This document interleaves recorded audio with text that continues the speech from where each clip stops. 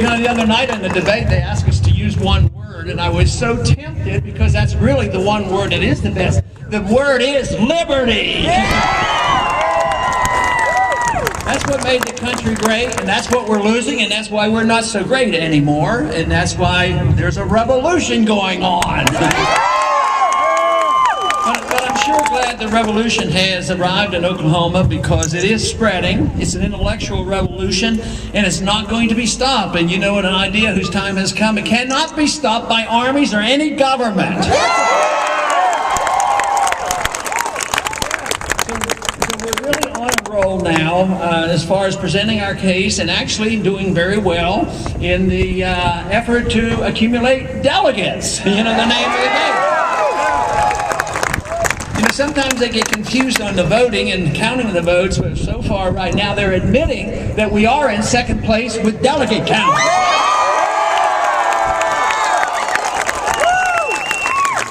And there's a lot more counting to do, so the effort is going to continue and is so important.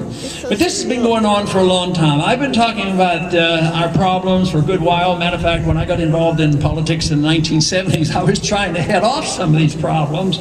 But lo and behold, the government continued to grow. If you looked at the size of government, and since I've been involved, you'd have to say I didn't do a very good job because the government keeps growing. But where we're making inroads is with you. And I tell the people wherever I go that the people are waking up, but Washington is still sound asleep, so we better let them hear our message.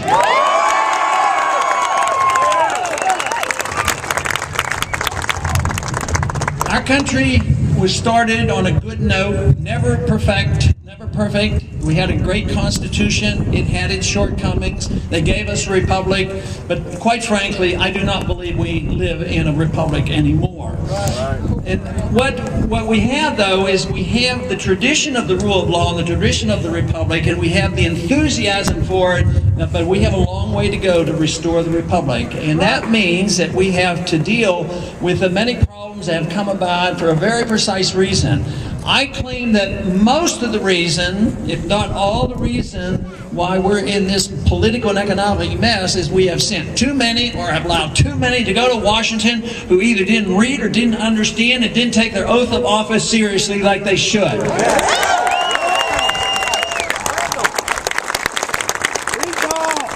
But at least about 100 years ago, things changed rather drastically. The seeds were planted for the inevitable growth of big government, and that was, things like the 16th Amendment was a very bad move, and of course we should repeal the 16th Amendment because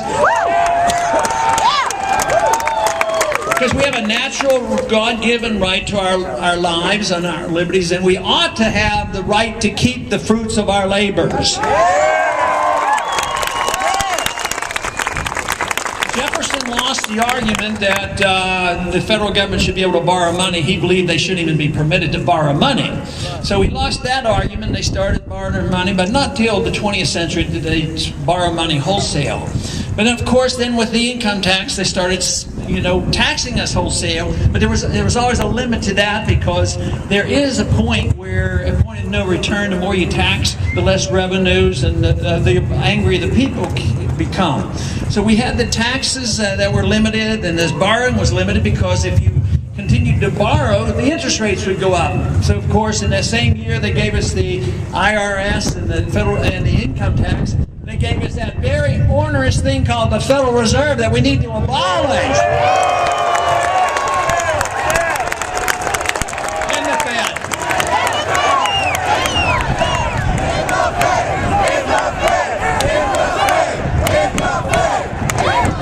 Of course, that was a guarantee that they would not end the Fed, but the Fed, would end the value of the dollar. And now, since the Fed has been in existence for 99 years, they've lost about 99% of the dollar's value from 1913. So in the next year is going to be an anniversary of sorts, a 100th year for the Federal Reserve. So we should celebrate by passing the bill that repeals the Federal Reserve Act.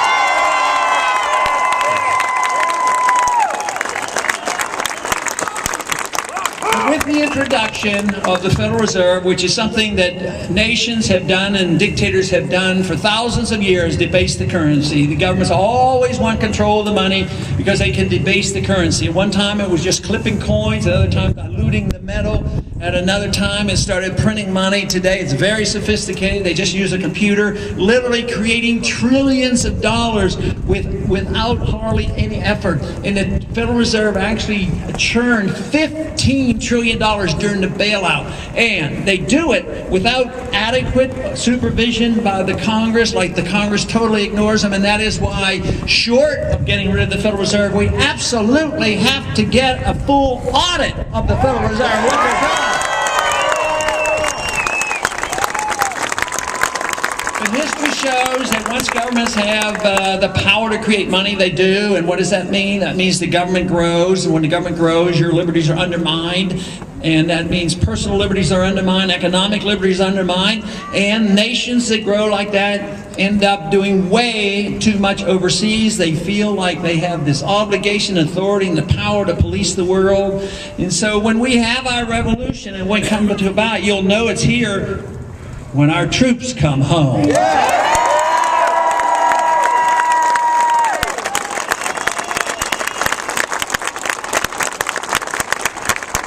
The other night I argued that they weren't listening to my moral and my constitutional arguments for not starting another war and bringing the troops home. But there's an economic argument that they must listen to because it's a powerful argument.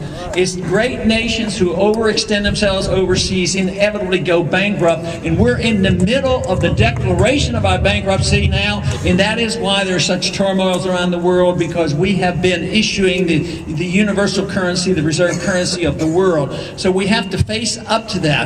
You know, I just saw a statistic just recently that showed that the amount of debt per individual in this country is greater than the amount of debt per individual in Greece. So that tells you how serious it is, but there's still a bit of trust in the dollars. We still print the money, they still take it overseas, and there's a lot of monetary mischief, and the central banks collude, and everybody has a stake in it, because those who hold our dollars, even the Chinese, they're holding trillions of dollars, they have a stake at it, because if there's a run on the dollar, they all suffer.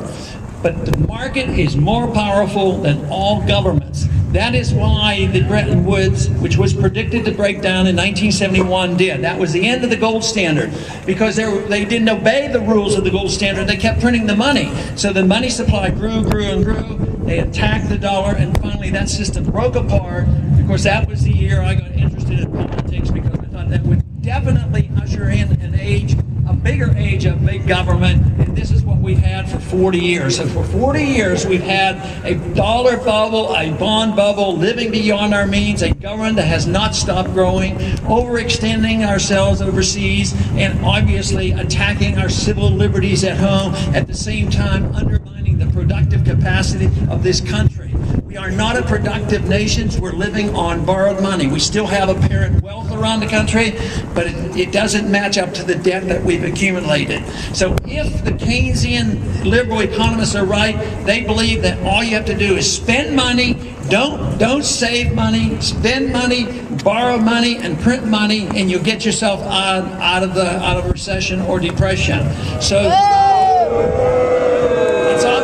it's obvious that it doesn't work, and there is a great test going on right now between those of us who believe in sound money and free markets and individual liberty, minding our own business, a sensible foreign policy, and those who believe we're supposed to be the policemen of the world and deficits don't matter and the welfare state will last forever. I believe we can win this argument, and we'll win it soon.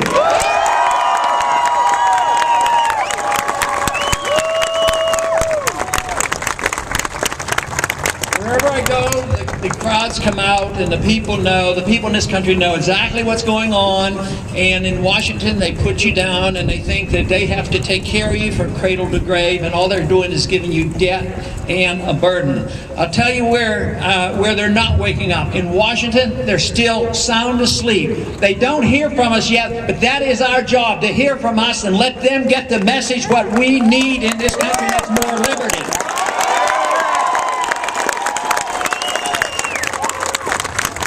One thing that inevitably occurs as government grows. You can't grow government. The government assumes this responsibility to improve our behavior. If they think the government can protect us from against ourselves, it inevitably leads to a dictatorship and control of everything we do. Generally in this country, we accept the notion that our government's not supposed to interfere with our religious value. You know, arguing the case for our hereafter and our eternity is pretty precious for a lot of people, but the government's supposed to stay out of it. The government's supposed to stay out of the business of telling us what books to read. But why is it that we have been so complacent for 100 years, accepting the notion that the government can tell us every single thing that we can do with our own bodies?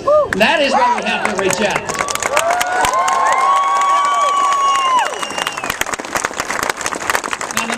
Liberty is a wonderful message, and I'm always shocked over the many years that I've talked about this, how poorly we win the intellectual argument. We're doing better now, but for a long time, the other side who said that the government is obligated to take care of everybody. Anybody who needs anything has a right to it. So therefore, if they need something, want something, or demand something, and they have a coalition of 51%, they can take it from the 49% and get what they want. But see, that is coming to an end. And there's no reason in the world that our message can't, prevail. Because not only do we argue for the case for personal liberty, but if you have any humanitarian instincts and you care about the things the other side claims they care about, because they think that if you need a house, give them a free house. If they need food, give them food stamps. They need an education, give them free education. If they need medical care, give them free education. Because they're the humanitarians. But what does it end up like? It ends up like the housing bubble. Sure, they passed out a lot of houses to people who couldn't afford them. They lost their jobs, they lost the houses, and somebody else made bundles of money off the deal. Not only did they make money when the bubble was forming, when the bubble burst, they of course got the bailout. The American people got the bad debt. They lost the job. The middle class is now shrinking.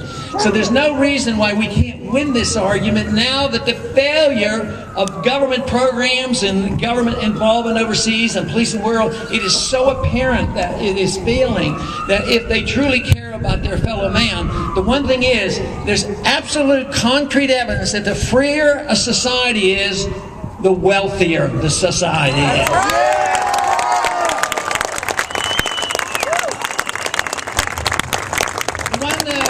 The one thing, too, that is so wonderful about the message is it brings people together. And because we've chopped freedom into bits and pieces, some will defend half of the economic issues or more of the economic issues. Somebody else will defend maybe civil liberties to some degree in the First Amendment. But they don't come together because we should bring it together. The issue is liberty. And if you bring liberty together and you have a natural right to it, you don't even ask what you're going to, the other people who accept the principle, you don't ask them, what are you going to do with your liberty? That's like saying, well, if you get a job and work, I'm not going to ask you how you're going to spend your money, but you're obligated to spend it wisely and take care of yourself, and you can't, depend on others if you don't do a good job. So in a free society, we should all come together, not because of how we're going to use our liberties, because some people misuse their liberty. But that doesn't mean that we have to accept that. Just because they misuse it or do things that we don't like, that doesn't mean we endorse what they do. What we have to do is endorse the principle of liberty, and we should all come together and use it as we see fit with the rule of don't hurt or injure anybody else. And that means that we should all come together, and the crowds that come together for the defense of liberty should be and have been very diverse, and that's how we solve so many of our problems. Too many others have assumed that our certain freedoms and privileges come because we belong to a particular group. I don't buy into that. I think it's absolutely wrong to have punished, as this country has punished certain groups because they were denied because they belong to that group. But the answer to it isn't giving people privileges because they belong to a group.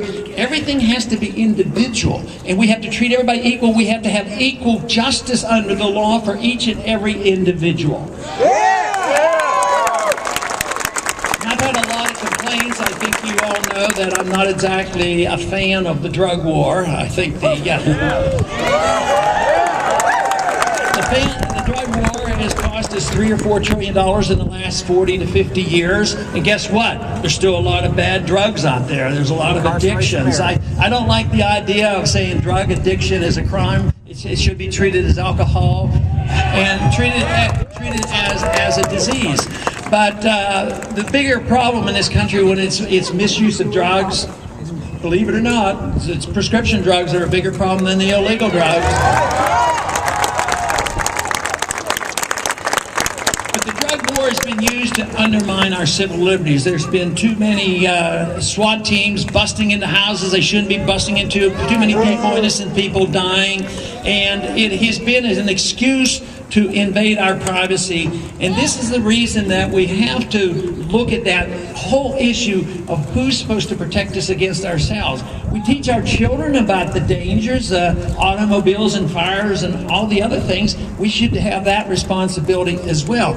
If I thought for a minute, though, that they had a perfect society and nobody was inclined to misuse drugs and do all the problems that come, you know, it'd be a little harder. It's sort of like the economic argument. They don't create perfect economic conditions, but they don't create better moral behavior either. That comes from within the family and the community and the church, not from the federal government bearing down on us.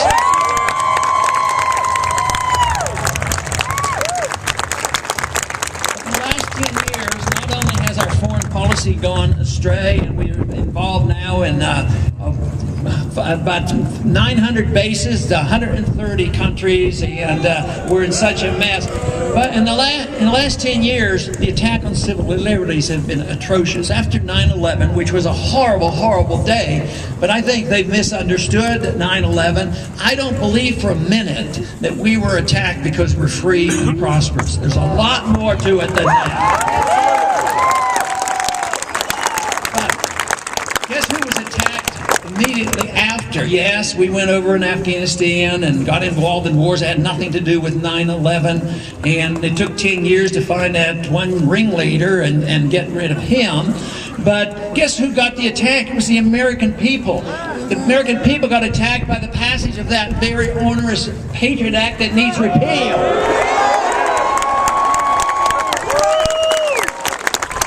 I'm convinced that if that bill had been called Repeal the Fourth Amendment Act, it wouldn't have passed. So when we get around to repealing it, we're not going to say that we're going to repeal the Patriot Act. We're going to say, restore the Fourth Amendment to this country.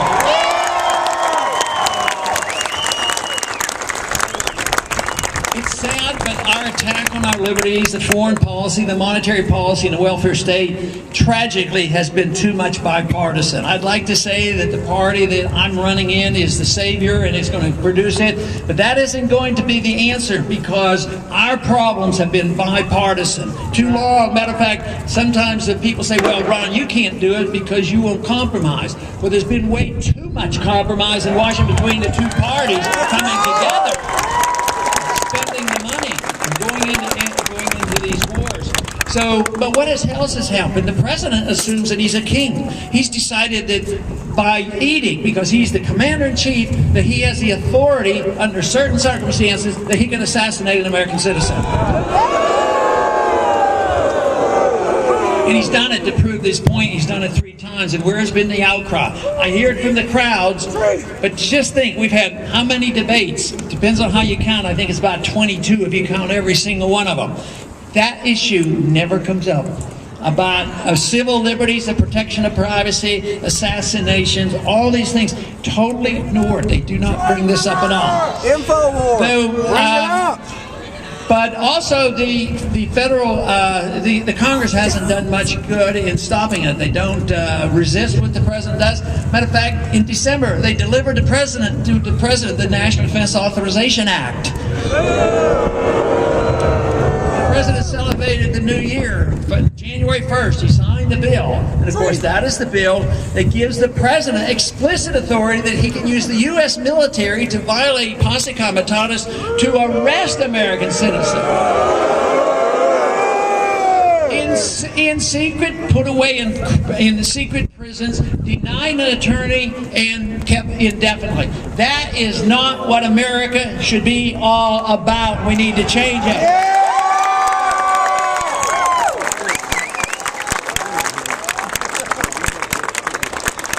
The number one issue that most people claim is the issue, and I believe it is a big issue, and that is the economy. The economy is very, very weak, and there's a claim that things are improving right now, but quite frankly, my own belief is that 6 months to a year, you're going to have people admitting that we're back in a recession, because the statistics are superficial. They deny the truth. Even the calculation of unemployment is fiction. The real unemployment is closer to 20%. Yep. The real inflation rate, Bernanke says he can only steal 2% of your money per year, the value of your money, and he still thinks that's moral. But it's much more than that. The free market economists that use the old calculation of CPI, we're losing the value of our currency at 6%, and it's bound to get a lot worse. Just think of what's happening now with energy prices, and gasoline prices are going up. So that is a result of the inflation. A lot of people say, well, Bernanke will argue that, well, there's no inflation because he measures the CPI and then he fudges on the CPI. But the inflation is when they increase the money supply and distort the interest rate and distort the investments. And we have plenty of that. One of the consequences will be the prices going up. Educational costs going up, medical care costs going up, energy prices going up, housing prices going up, NASDAQ prices going up. Then they have to have a correction. So the real problem is this whole idea that you can do central economic planning by the Federal Reserve System. Just think about money. Money is 50% of every transaction because we measure everything. All our wages and prices, everything else, are measured by dollars, and they have total control over the dollars. But it's political control, it's special interest control, it protects the very wealthy, and a characteristic of the destruction of money. When governments come in and dilute the value of money, it inevitably takes wealth from the middle class and moves it to the wealthy class. I have nothing against wealthy people who earn their living honestly by providing good goods and services. But if they're wealthy because they have the inside track to government money and they know how to work the inflation system, or they get the contracts, or part of the military-industrial complex, that is not fair and right. But the real tragedy is they end up getting the bailout. So the people who complain about Wall Street, they have something very correct about it, but they have to be careful not to condemn people who earn their living, but mainly if they're earning their living illegally. But it is true, the transfer of wealth occurs, and now our middle class is shrinking. It's smaller now. We had the largest middle class ever in the history of mankind, and the wealthiest. And though we didn't have a perfect society, we certainly had one that was something to brag about. But people argue the case, well, America is, an exceptional nation. And we certainly have a history that reveals a lot of exceptionalism, and we do have exceptional values. But the one thing is those who use this argument about exceptionalism say that we are so exceptional, we are so perfect, and we know everything, that we ought to go and force ourselves on everybody else around the world to live like we do. That's what's wrong. But if we restore the republic, get a good, healthy economy, have some money, defend property rights, and have a foreign policy that defends this country and not to police the world, and we set a good example where there's a lot of prosperity, more than any other country have, why wouldn't that be the best way to spread our message? By setting a standard.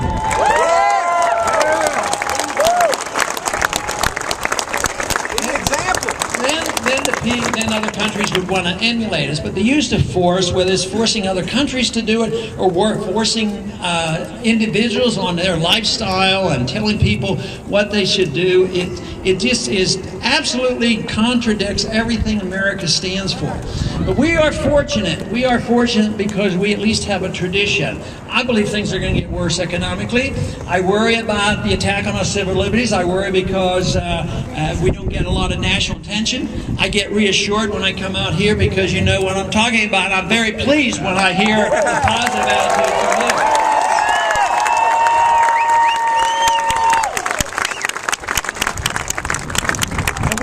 But we have to realize that, when push comes to shove, it could be a tough struggle. And that is why it's ideological, and it's not one party. When the revolution comes, and it's ideas of ideological revolution, it will be bipartisan. I remember very clearly back in 1971 when Nixon got us all the gold standard and did all those things. Then he said, well, we're all Keynesians now, and he was right. Republicans were no longer fighting for free markets. They all joined the Keynesian liberalism, inflationism, Federal Reserve System type of programs. But when we replace that, it has to be pervasive. We have to have people come together from all parties. And this is the reason that I really am optimistic, because so many places where I go and the crowds are large, a lot of time people will come, but sometimes I even ask, there could be even some Democrats here. How do we know? But sometimes they'll whisper to me as they go out, I'm a Democrat, you know. I'm a Democrat. I'm going to register Republican to vote for you.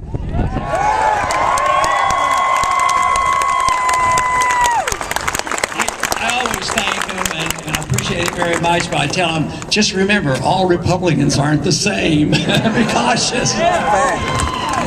But no, and this is where the optimism should be. And we have a lot of great things going. We have an older population that knew something about these views and got disgusted and tired and dropped out because neither party gave them any answers. And now they're coming back in the fold. Some tell me they never got involved before. Some said I quit about 20 years ago. And now they're coming back because they remember a different time and they understand what I'm talking about. But what's really exciting is this next generation. This generation is coming alive now. They're all part of that.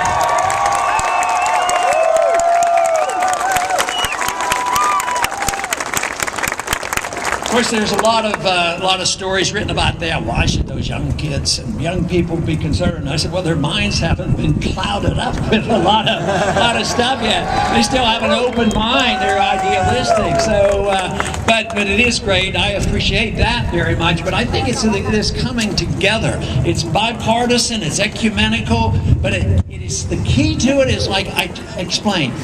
The key is freedom. But not be judgmental on how you use your freedom. That should bring everybody together for that issue alone.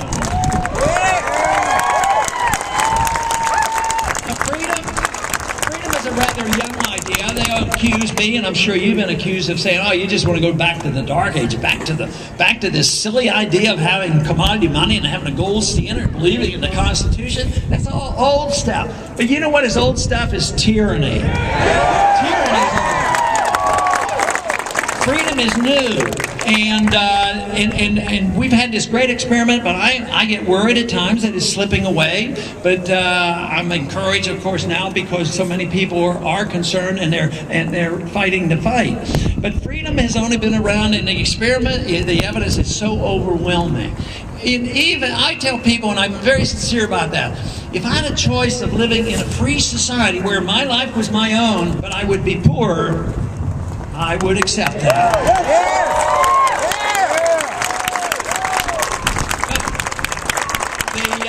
But the great thing is, the freer society, that doesn't happen. You know, we get a twofer. We get our freedom and we get our prosperity. But what happened, I think, you know, as we got wealthier after the Industrial Revolution, the material abundance was so immense that people were so pleased with it. That's what they concentrated on, and they got the government involved in helping to redistribute, and more people wanted more, and less people were concerned about the principles of liberty. But that's what's happening today. That's what the revolution is all about, is dealing with the principles of liberty, what made America great, and we will win this fight. Thank you very much.